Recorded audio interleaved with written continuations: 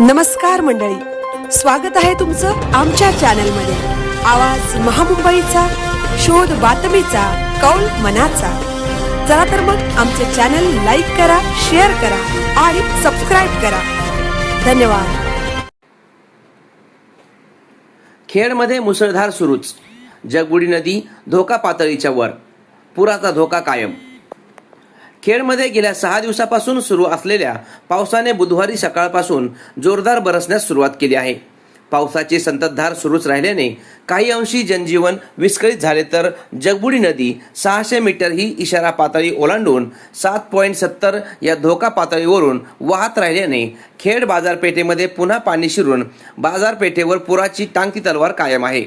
गेले 6 दिवस शहरासह तालुक्याला पावसाने अक्षरशः झोडपून काढले।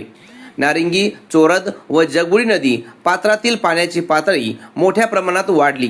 त्यातील भरणे येथील जगबुडी नदीने सकाळी 10 वाजल्याच्या सुमारास इशारा पातळी ओलांडली होती, तर सायंकाळी 4च्या सुमारास धोका पातळी ओलांडून वाहत राहिल्याने पुन्हा पुराचा विळखा बसण्याची चिन्हे निर्माण झाली आहेत।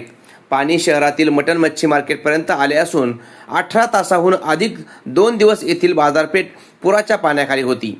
यामध्ये लाखो रुपयांचे नुकसान झाले आहे। मात्र पुन्हा पावसाचा वेग वाढल्याने पूर परिस्थिती निर्माण होण्याची शक्यता कायम आहे।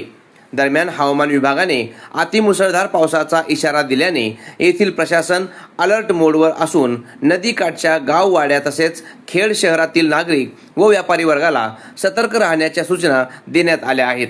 आवाज महामुंबईचा चॅनलसाठी देवेंद्र जाधव, खेड।